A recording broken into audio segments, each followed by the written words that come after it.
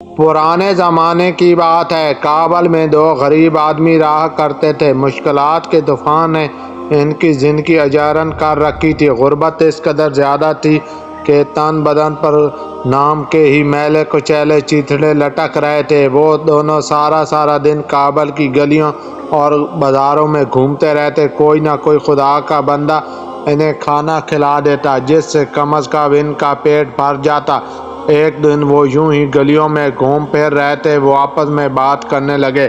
ایک نے کہا، اس شہر نے ہمارے لیے اب کچھ بھی نہیں بچا، یہاں ہمارے لیے قسمت کے دروازے بند ہو چکے ہیں، ہمیں غزنی چلا جانا چاہیے، وہاں سلطان محمود غزنوی کی حکومت ہے، سنا ہے بہت نیک اور خدا ترس انسان ہے، ہمیں وہاں جا کر ہر ممکن کوشش کر کے سلطان محمود غزنوی سے ملاقات کرنی چاہیے اور اپنی مدد کی درخواست اس کے سامنے رکھنی چاہیے۔ مجھے یقین ہے وہ ہماری مدد ضرور کرے گا، اس طرح سے شاید ہمارے دن پھر جائیں۔ اس کے ساتھی نے کہا، تمہارا مشورہ بہت اچھا ہے، ہمیں غزنی کے سفر کے لیے صبح سویرے نکل جانا چاہیے۔ چنانچہ اگلے دن دونوں سفر پر نکل پڑے۔ جنگلوں اور صحراؤں کو عبور کرتے کرتے وہ ایک میدانی علاقے میں پہنچے۔ راستے میں انہیں ایک اور شخص مل گیا، وہ بھی غریب مگر بہت ہی نیک اور کوئی اللہ والا شخص تھا۔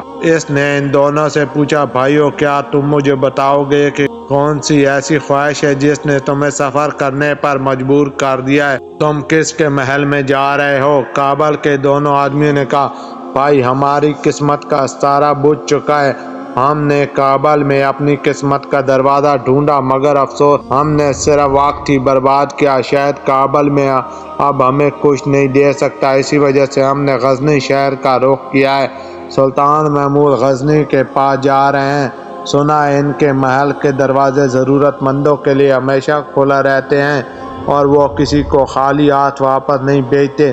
یہ بتانے کے بعد کابل کے دونوں آدمیوں نے اس نیک آدمی سے پوچھا، بھائی، تم کس مقصد سے سفر پر نکلے ہو؟ اس نیک شخص نے جواب دیا، میں ایک امیر شخص تھا مگر اب میری اپنے ملک میں کوئی جائیداد اور مال دولت نہیں ہے، میرے اچھے دن ختم ہو گئے، میں اچھے دنوں کی تلاش میں سفر پر نکلا ہوں مگر مجھے سلطان محمود سے کوئی امید نہیں، مجھے تو اس سے امید ہے جس کے دروازے سے سلطان محمود جیسے بے حساب بادشاہ اپنے خزانے بھرتے ہیں۔ اس کے بعد وہ تینوں اکٹھے سفر پر چل پڑے، یہاں تک کہ وہ غزنی شہر پہنچ گئے۔ غزنی پہنچ کر انہیں ایک غار نظر آیا، انہوں نے رات اس غار میں بسر کرنے کا ارادہ کیا۔ وہ تینوں اکٹھے غار میں بیٹھے مختلف موضوعات پر گفتگو کر رہے تھے۔ اتفاق کی بات یہ تھی کہ سلطان محمود اپنے دو سپاہیوں کے ساتھ بھیس بدل کر چاندنی رات سے لطف اندوز ہونے کے لیے گلیوں میں ٹہل رہا تھا۔ چلتا چلتا اس غار کے پاس پہنچ گیا۔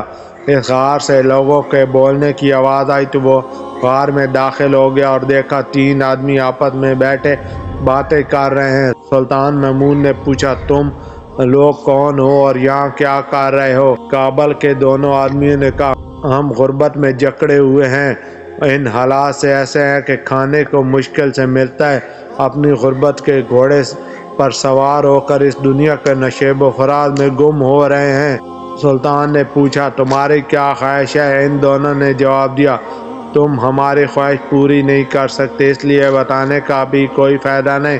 سلطان نے پوچھا، چونکہ اس دنیا کے تمام لوگ ایک دوسرے کے پابند ہیں، ایک دوسرے پر انحصار کرتے ہیں، اس لیے آپ لوگ مجھ کو اپنی خواہشات بتا دیں، شاید میں آپ کی مدد کر سکوں۔ ایک نے جواب دیا، میں ایک ایسا شخص تھا جس کے پاس بے شمار دولت اور جائیداد تھی مگر دھوکہ بازی کی وجہ سے میری ساری دولت جاتی رہی، اگر کہیں سے مجھے 10,000 دینار مل جائیں تو میں ان سے کاروبار کروں گا اور دوبارہ امیر بن جاؤں گا۔ کابل کا دوسرا آدمی بولا، میں ایک بدقسمت انسان تھا مگر قسمت نے مجھے امیر بنا دیا، میری ایک بہت خوبصورت بیوی تھی جس سے میں بہت پیار کرتا تھا، اس کی برکت کی وجہ سے مجھ پر دولت کی جیسے بارش ہونے لگی۔ میرا ایک عالی شان محل تھا جس میں خادمائیں تھیں جو میری اور میری بیوی کی خدمت کرتی تھی مگر ایک دن ایسا ہوا میری بیوی کی طبیعت اچانک سے خراب ہو گئی، اس دن وہ دم توڑ گئی۔ اس کے بعد قسمت نے ایسا پلٹا کھایا، میں اس حال کو پہنچا کہ اب کھانے کے بھی پیسے نہیں ہیں، سلطان کے شہر میں اس امید سے آیا ہوں شہ سلطان مجھے اپنے محل میں کوئی خوبصورت کنیز دے دے جس سے میں شادی کر لوں، ہو سکتا ہے میری قسمت دوبارہ جاگ جائے، پھر میں خوشی خوشی اپنے وطن واپس لوٹ جاؤں گا۔ اب سب کی نظریں اس تیسرے نیک آدمی کی طرف تھی جو ابھی خاموش بیٹھا ہوا تھا۔ سلطان نے گردن گھما کر اس کی طرف دیکھا اور پوچھا، کیا تمہیں کس چیز کی خواہش نہیں؟ اس شخص نے جواب دیا، میں اپنی خواہشات صرف اپنے رب سے بیان کرتا ہوں جس کے ہاتھ میں تمام خزانے ہیں، جس نے بادشاہوں کو بادشاہی دی ہے۔ اگر وہ چاہے گا تو وہی مجھے سونا دے گا، اگر اس نے چاہا تو وہی مجھے بیوی بھی دے گا۔ میری تمام خواہشات میرے رب کی خوشنودی سے جڑی ہیں۔ سلطان نے اس نیک شخص سے کہا، پھر بھی تم بتاؤ تو تمہاری خواہش کیا ہے؟ تو اس شخص نے کہا، بس میرے لیے دعا کر دیں، یہی بہت ہے، خدا مجھ پر اپنا فضل کر دے گا، میرا ہر عمل اس کی مرضی کے تابع ہو جائے۔ سلطان اس کی باتیں سن کر تھوڑا حیران ہوا مگر پھر کچھ کہے بغیر وہاں سے چلا گیا۔ اگلے دن سلطان محمود غزنوی نے اپنے سپاہیوں کو حکم دیا، کر رات والے تینوں مسافروں کو دربار میں حاضر کیا جائے۔ چنانچہ ان تینوں کو سلطان کے دربار میں پیش کیا گیا۔ جب وہ سلطان کے دربار میں حاضر ہوئے تو یہ دیکھ کر حیران رہ گئے، تخت پر بیٹھا یہ شخص وہی ہے جس سے کل ان کی ملاقات ہوئی تھی۔ وہ دل ہی دل میں خوفزدہ تھے کہ شاید سلطان ان پر غصہ ہوگا۔ سلطان نے تینوں کو قریب آنے کا حکم دیا۔ سلطان بولا، اب بتاؤ تمہاری کیا خواہش ہے؟ کابل کے دو باشندوں نے اپنی اپنی خواہش ظاہر کر دی جو انہوں نے کل رات کو بتائی تھی۔ پھر سلطان نے اس اجنبی شخص سے پوچھا، بتاؤ تمہاری کیا خواہش ہے؟ وہ بولا، اے سلطان محمود، اگر میں تم سے تمہاری بادشاہی مانگوں تو کیا تم مجھے دو گے؟ سلطان بولا، ہرگز نہیں، یہ کیسی خواہش ہوئی؟ کوئی ایسی خواہش بتاؤ جو میں پوری کر سکوں۔ تم سونا مانگو گے تو سونا دوں گا، اگر تم گھر مانگو گے تو میں گھر دوں گا۔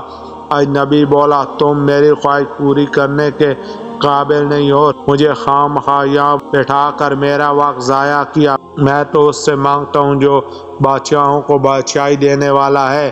اگر میرے رب نے دینے کا ارادہ کر لیا ہے تو کوئی روک نہیں سکتا، اگر میرے رب نے دینے کا ارادہ کر لیا تو کوئی اس کے مرضی کے بغیر نہیں دے سکتا۔ سلطان چاہتا تھا کہ یہ اجنبی شخص کسی نہ کسی چیز کی خواہش کرے مگر سلطان کے لاکھ کہنے کے باوجود اس اجنبی شخص نے سلطان کے آگے ہاتھ نہ پھیلائے۔ آخر تھک کر سلطان نے حکم دیا، جس شخص نے عورت کی خواہش کی ہے اسے محل میں موجود خوبصورت کنیزوں میں سے ایک کنیز دے دی جائے، اور جس نے پیسوں کی خواہش کی ہے اسے سونوں کے سکوں سے بھرے 2 تھیلے دے دیے جائے۔ سلطان کے حکم کی فوری تعمیل کی گئی۔ اس کے بعد سلطان نے کہا، اب تم لوگ اپنے اپنے وطن واپس لوٹ جاؤ۔ سلطان کے حکم پر وہ تینوں سفر پر نکل پڑے۔ ابھی چلتے چلتے وہ راستے میں ہی تھے۔ جس شخص نے سونے کے 2 تھیلے اٹھائے ہوئے تھے وہ تھیلوں کی وزن کی وجہ سے تھک گیا اور اب اس کی حالت یہ تھی کہ اس سے چلا بھی نہیں جا رہا تھا۔ اس نے اپنے ساتھ چلتے ہوئے نیک آدمی سے کہا، بھائی میں سونے کے تھیلے اٹھائے ہوئے تھک گیا ہوں، تو کیا تم تھوڑی دیر کے لیے میرے یہ سونے کے تھیلے اٹھا لو گے؟ اس نیک شخص نے جواب دیا، کیوں نہیں؟ یہ کہہ کر اس نے سونے کے تھیلے اٹھا لیے۔ دوسری طرف سلطان نے اپنے درباریوں سے کہا، اس اجنبی شخص نے مجھ سے کچھ نہ مانگ کر میری توہین کی ہے، اس نے مجھے ایسے ٹھکرا دیا جیسے میں کوئی غریب آدمی ہوں جو خود دوسروں کے آگے ہاتھ پھیلانے کا محتاج ہوتا ہے، حالانکہ میں نے اسے بار بار کہا اپنے خواہش ظاہر کرو۔ سلطان کے درباریوں میں سے ایک درباری سلطان کی بہت خوشامد کرتا تھا۔ وہ جھٹ سے بولا، سلطان صاحب، اگر آپ کے پاس بادشاہیت اور دولت ہے تو وہ اسی وجہ سے اللہ نے اسے عطا کیا ہے، آپ مخلوق میں ایسے بانٹیں گے؟ اگر کوئی آپ کے سامنے اپنی خواہش رکھنے سے انکار کرتا ہے تو وہ آپ کی توہین ہے، اس توہین کی کم از کم سزا موت ہونی چاہیے۔ سلطان اپنے وزیر کی بات سن کر جذباتی ہو گیا، فوراً جلاد کو بلوایا اور ان تینوں کے پیچھے جانے کا حکم دیا اور کہا، تینوں آدمیوں میں سے جس کے پاس لڑکی اور سونا ہے اسے چھوڑ دے، جو خالی ہاتھ ہے اس کا سر کاٹ کر میرے پاس لاؤ۔ جلاد روانہ ہوا۔ جب وہ ان کے پاس پہنچا تو اس نے دیکھا 3 شخص جا رہے ہیں، ایک کے ساتھ لڑکی ہے، ایک نے سونا اٹھایا ہوا ہے اور ایک خالی ہاتھ جا رہا ہے۔ اتفاق سے اس وقت سونے کے تھیلے اس نیک شخص نے اٹھائے ہوئے تھے جو حقیقت میں سونے کا مالک تھا۔ اس کے پاس کچھ نہیں تھا، وہ خالی ہاتھ تھا۔ جلاد اس کے پاس آیا اور تلوار کے ایک ہی وار سے اس کی گردن کاٹ ڈالی اور اپنے ساتھ لے آیا۔ کابل کے شخص نے جب اپنے ساتھی کی حالت دیکھی تو وہ تھر تھر کانپنے لگا۔ دوسری طرف اس اجنبی شخص کو بھی معاملہ سمجھ آ گیا کہ کیا ہوا ہے، اس کی گردن کیوں کاٹی گئی ہے۔ جب جلاد اس شخص کا سر سلطان کے پاس لے کر آیا تو جب سلطان نے غور سے دیکھا تو غصے سے بولا، بے وقوف، تم اس بے گناہ شخص کا سر کاٹ کر لے آئے ہو، اس نے مجھ سے خواہش کا اظہار کیا تھا، دور ہو جاؤ میری نظروں سے اس سے پہلے کہ میں تمہارا سر بھی قلم کروا دوں۔ سلطان سمجھ گیا سونا لینے والا شخص تھک گیا ہوگا، اس نے اپنا سونا اس اجنبی شخص کو تھوڑی دیر کے لیے دیا ہوگا۔ سلطان نے دوسرے جلاد کو بلوایا اور کہا، اب تم جاؤ، اس کے پاس سونا ہے، اس کا سر کاٹ کر لے آؤ۔ جلاد وہاں سے روانہ ہوا۔ اس بار خدا کا کرنا ایسا ہوا، کابل کا جو آدمی مارا گیا تھا اس کے ساتھی کے دل میں لالچ پیدا ہو گیا۔ وہ چلتے چلتے بولا، بھائی دیکھو، میرا دوست تو بیچارہ مارا گیا مگر اس کا سونے کا اصل مالک میں ہوں، کیوں نہ کہ ہم دونوں کابل میں اکٹھے تھے، تم یہ سونا مجھے دے دو۔ نیک آدمی تو کوئی لالچ بھی تھا نہیں، اس نے فوراً دونوں تھیلیوں کو کابل کے شخص کے حوالے کر دیا۔ اب منظر یہ تھا کہ اجنبی شخص دوبارہ خالی ہاتھ تھا اور سونا اس کابل کے باشندے کے پاس تھا جو اپنے ساتھ اس کنیز کو بھی لیے جا رہا تھا۔ اتنے میں جلاد وہاں پہنچ گیا۔ اس نے دیکھا ایک شخص خالی ہاتھ ہے اور دوسرے کے پاس سونا ہے۔ اس نے کابل کے دوسرے باشندے کو بھی موت کے گھاٹ اتار دیا۔ اس کا سر لے کر سلطان کی خدمت میں حاضر ہو گیا۔ جب سلطان نے مرنے والے کا سر دیکھا تو غصے سے چلا اٹھا، یہ آدمی بھی غلطی سے مارا گیا۔